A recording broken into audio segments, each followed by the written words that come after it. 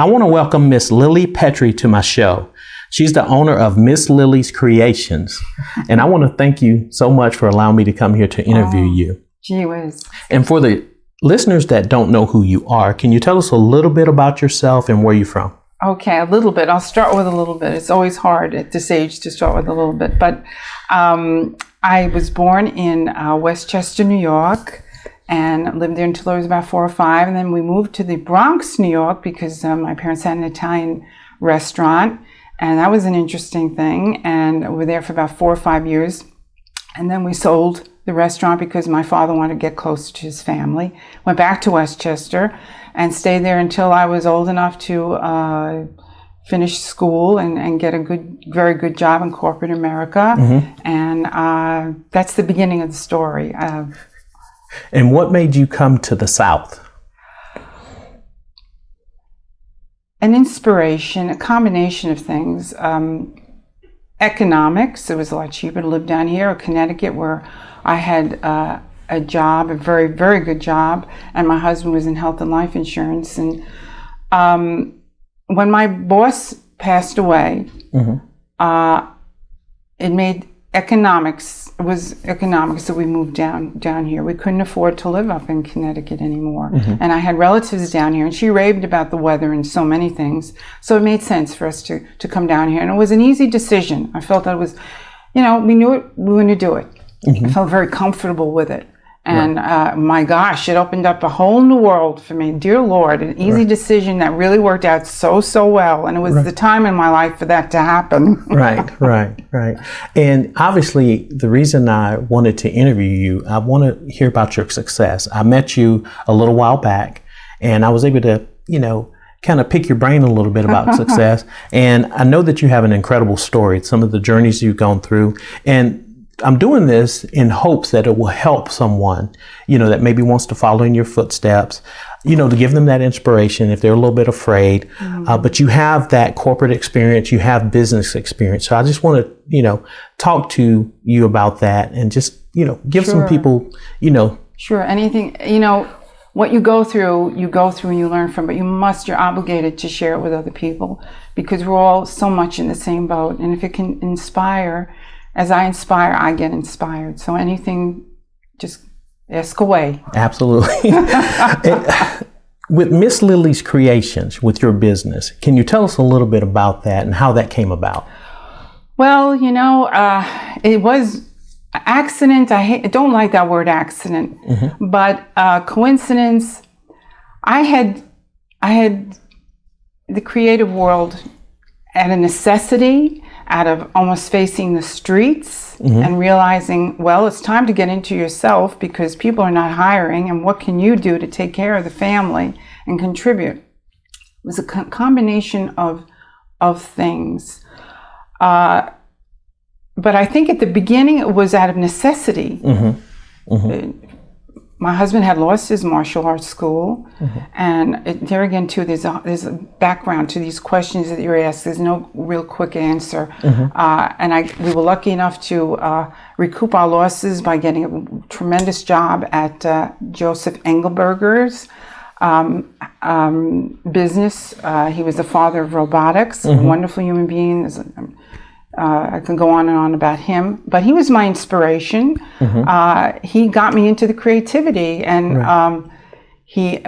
I was his full-time assistant, and my husband he worked in health and life insurance, and we were a couple who just were all around mm-hmm. for him most of the time. As he got ill, he kept us on full-time, full pay with me. And I became like a part-time caretaker, but he trusted us. That was the main thing. He had had some bad experiences with people. He gave us a cottage home to live on his premises, mm-hmm. and I worked part-time, but I also was a semi-caretaker situation. Mm-hmm. And during that time, out of necessity, he asked me, he liked my cooking, and he said, mm-hmm. "Lily, do you bake?"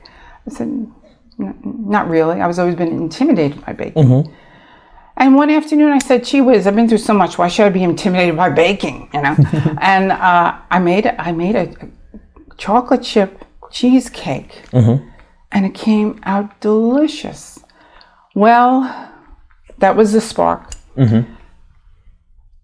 From cake making to wedding cake decorations to candies to crafts, explosion, writing down voraciously, writing down ideas. Three binders I have of all the ideas of crafts and candies that came out to me. I prayed. I'll be honest. I did pray because I was scared after what we had been through that this might happen again to us. Right.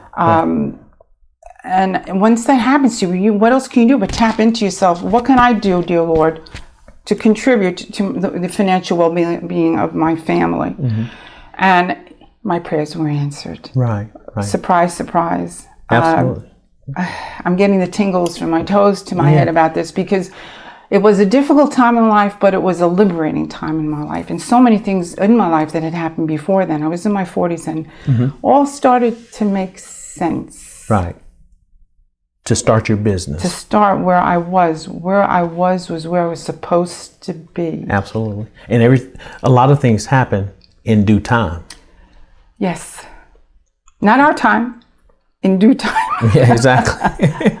Exactly. That's tough. That can be very tough. Absolutely. And with your business, with Miss Lillie's Creations, what exactly do you do? You make scrolls? My first product is a bar bat mitzvah signing guest scroll. Instead of the traditional guest books at bar mitzvahs, this is the Torah scroll. Is a holy object for the Jewish people. Right. And it just came to me, getting into my crafts and other Jewish ideas that I got. And there's a story about why the Jewish came up too. I'm a little, I'm a little, trying to get it together because there's so much that I want to come out with here. I could spend days here. Right. The scroll just seems something unique, novel. When I thought about opening a business, I said, in today's competitive world, it's got to be one of a kind. My scroll is trademarked. It's taken me 3 years down here to perfect it. I had it up north also. I started my first business 2010, but the timing was off. I still had responsibilities and my life was not my own at that time. Right. The scroll, the idea, because I had been to many bar mitzvahs. My father worked for the government with a lot of Jewish doctors, and I went to a lot of bar mitzvahs and not too many bat mitzvahs. And an event beyond events, and the happiness and the holiness of the event lingered with me. Right. And it just came. I have to say, observing and all this creativity that came out in me was coming out in a lot of different areas. Right. And I was getting ideas from just looking around from everyday things and speaking to some of my Jewish friends that I knew and reflecting on my past with the Jewish people. They're a strong influence on my life that affects me to this day. Right. I have to say, if it wasn't for my Jewish mamas, I would not be here. Right. And I could not share this story with you. Absolutely. It's taken a long time, but I'm here now, and time has no effect on me now. I'm in the present moment where I'm supposed to be, and you forget all the years of waiting. You really do. Absolutely. But the scroll, you'd have to see really a picture. I get choked up because it's a very emotional thing with me.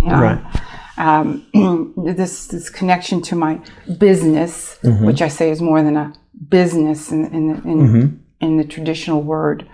It's a very personal thing of gratitude towards our Maker, towards my husband who had such a wonderful influence on me, to the people, the wonderful people that I met along the way that have inspired me. Dear Lord.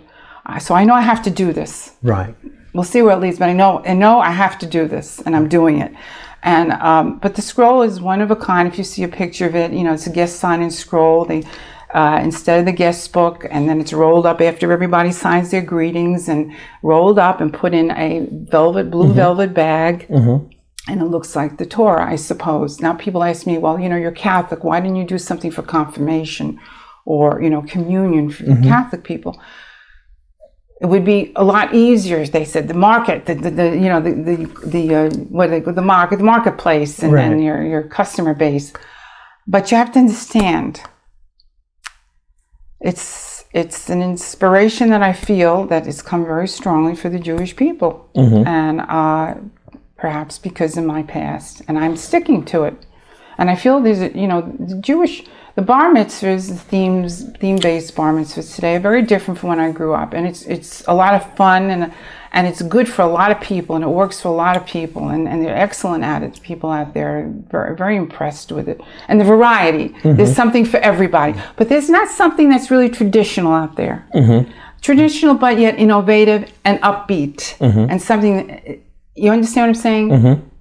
There's going to be something that's going to work for everybody. I'm hoping mine finds those people that have an affinity to what mine represents. Well, I can tell you're very passionate about it. Oh, my, yes.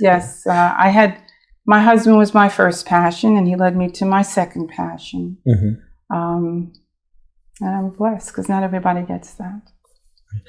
And I'm curious, how did you come up with the name for your business? Yeah, that's interesting you should say that. I came up with many names.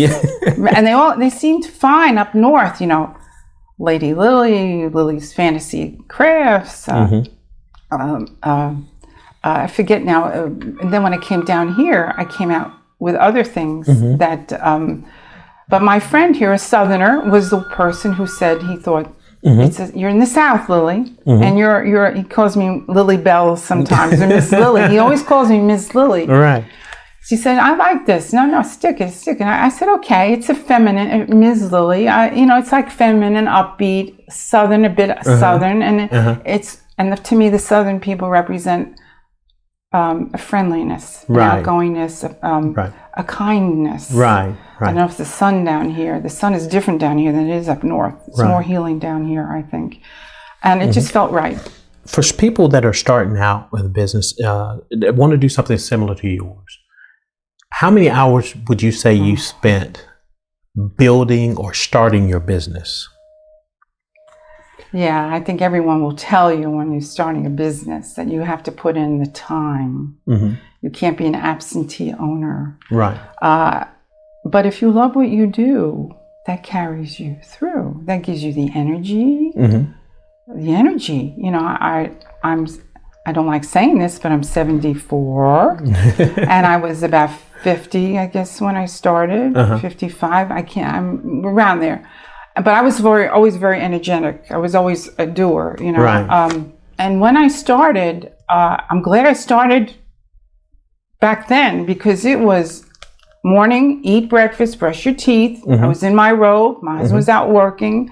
My boss his health was failing a little bit, so I didn't work full time. And he gave me the time, and he was very supportive. He says, he was very supportive of anything that I wanted to do. And I had the extra time to put in, from in the mornings to the evenings. And I had to take care of my husband. He had PTSD with his business, and he needed me.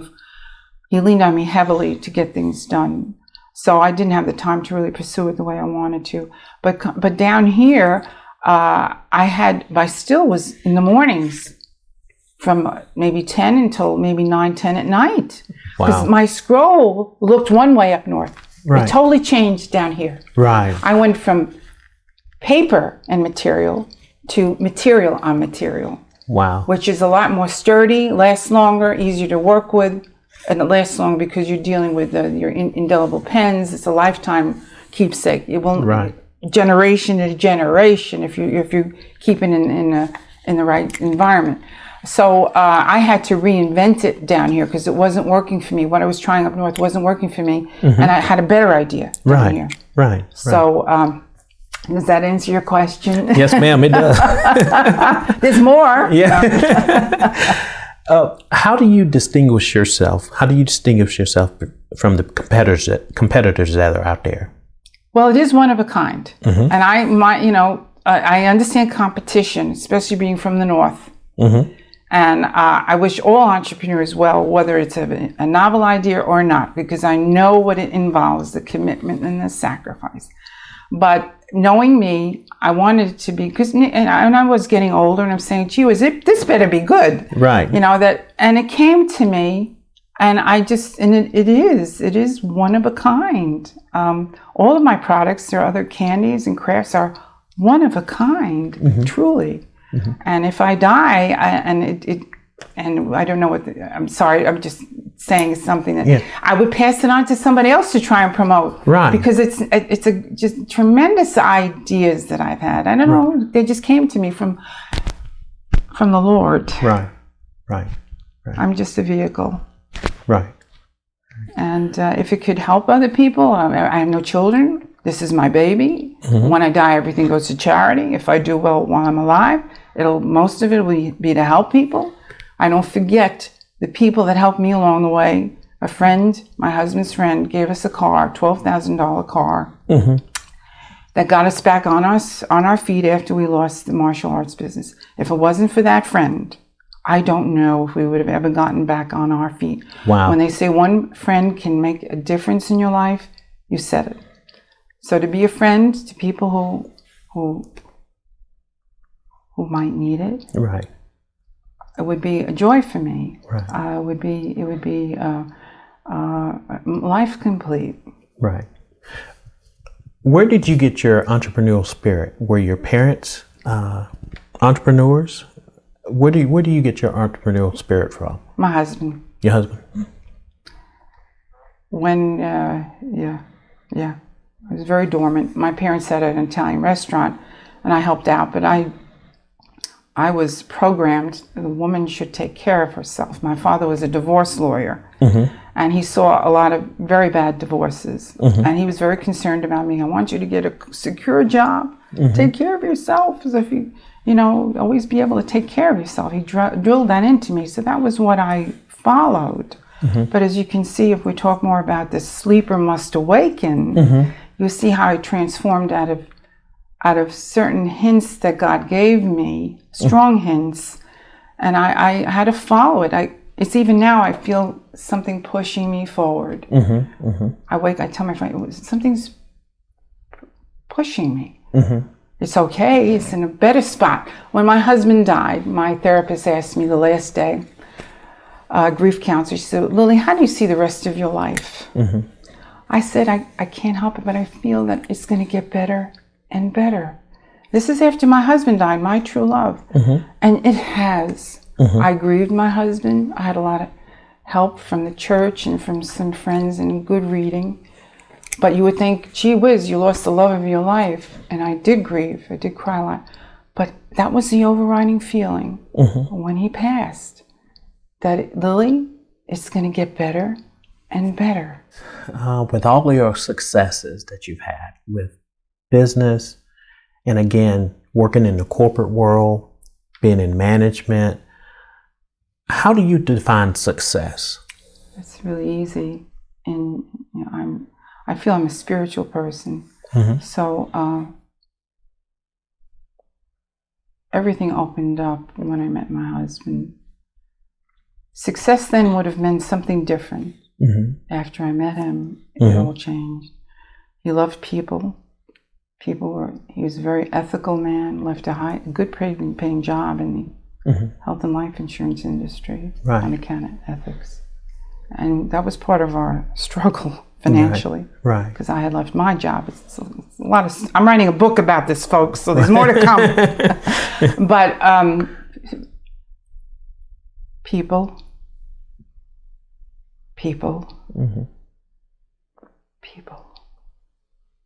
And anything you can do that helps mankind in any way is success. I don't care what it is. It doesn't have to be a business owner. There are many successful people out there who you look at them, you would not think twice or anything. But man, are they successful once they open their mouths. Right. Their ethics, their approach to life, and how they deal with people, no matter what their circumstances. And I'm talking about some very financially successful people. There's some wonderful, happy, successful people. Right. Because of the life that they lead.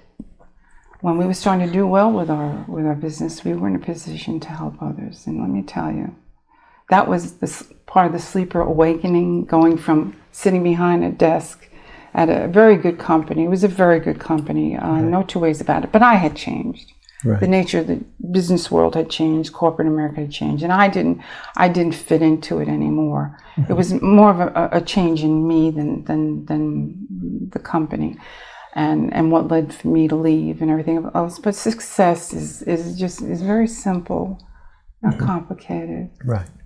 But each person has to define that for themselves. Mm-hmm. Mm-hmm. And in business, we all make mistakes. I know I've made some mistakes. Or have there been any mistakes that you've made in business? Don't ask. that people can learn from to, help them if they do make mistakes. How did you overcome some of those mistakes? But you're going to make mistakes. Yeah. I was talking before to you about perfection. Perfection is a destructive word when it comes to entrepreneurship, because there's nothing perfect about starting your own business. You're dealing with imperfect people, with imperfect finances usually. You're dealing with an imperfect idea. Everything is imperfect. Mm-hmm. Fear is automatically built in, but I was also saying to you, make a friend of fear. Fear is your friend. It propels you. My husband used to, because he knew I had a lot of fear, because I was in a protected environment in corporate America. I had a very secure job. Mm-hmm. It's very hard for me to leave because of that. But and it works. Mm-hmm. It doesn't happen overnight, but it does work. When fear comes knocking at your door, open that door and smile. Right. You have no control over me. Fear is self-induced. We'll feel it. Every entrepreneur. Let's face it. We're humans. Right. We're not just. We have the concerns of the earthly plane, which are very real. But if you know you have a passion, and you'll know. Mm-hmm. And who's it? Cassius Clay used to say, it's not your talent, it's a perseverance that gets you through to success. It's the knocks, the blows that you take along the way is a success in anything, in a marriage even. It's not just in a business. Right. In any important endeavor, commitment that you take. It's the blows along the way that lead you to the success that you'll feel on different levels. And I went through tremendous setbacks. But there again, too, the big mistake I made was trying to control now's my time. Right. No, Lillie, it's not your time yet. And accepting that. My life did not belong to me for a long time. Right. And I accepted that. But I knew I was blessed that I got these ideas. And I said, I kept everything. Right. I kept all my notes and my equipment from my candy. When I moved down here, I was fastidious when we moved. I made sure the movers didn't move any of my stuff. I wanted it in the car. I didn't want to lose any of my documentation and stuff. And I brought it down here, and down here too, I had to help my husband. I'm 74. Mm-hmm. And this started 15 to 20 years ago, I guess. Mm-hmm. Mm-hmm. Okay. Yeah. If you hadn't told me that you were 74 years old, I never would have known it. I should have told you. It doesn't come easy. I just, but it is what it is. But it's good. It's a good 74. It's a wonderful 74. Any age. Yeah. And you're still going. That's the main thing. Yes. You're constantly. I have ideas. My ideas just keep on coming, and I love sharing it if I can help other people, because. Mm-hmm. The networking helps everybody. We entrepreneurs are a courageous group, really, when you think about it. But when I grew up, there was job security. There is no longer job security in any job. Mm-hmm. But I think the entrepreneurship of starting your own business is they have women's groups for entrepreneurs. The sharing is very important. Listening to these YouTubes. Getting involved in what other people have been through is very encouraging. Mm-hmm. And you may not have other people in your family who've started a business, or you may have a close group of friends, but extending yourself, learning about other people, what they've been through, will be inspiring to you. It's a fellowship that you're obligated to share, because it will help you along the way. And the better you do, the better I do, the better the world does. Absolutely. And how do you advertise your business? Excuse me? How do you advertise your business? Well, it's all word of mouth right now. Several people have said that that's how they started.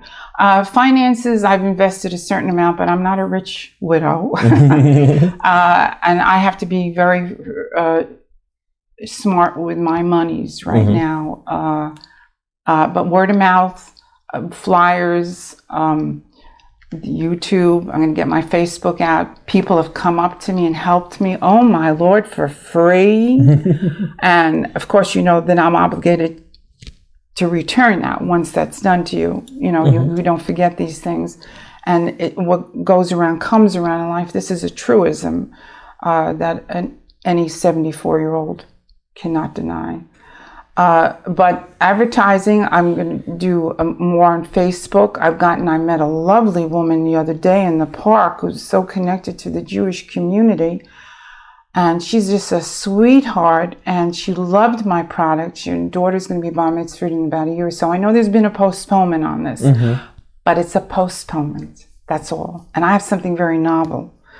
With the scroll, I'll also give you, for no cost, extra canvas paper that when you send out canvas material, when you send out an invitation, if people can't come to you and they send back your invitation, maybe with a gift, they have this little piece of parchment paper that they write a greeting on it. And they return that with the invitation, and you use that piece of paper to put in a scroll.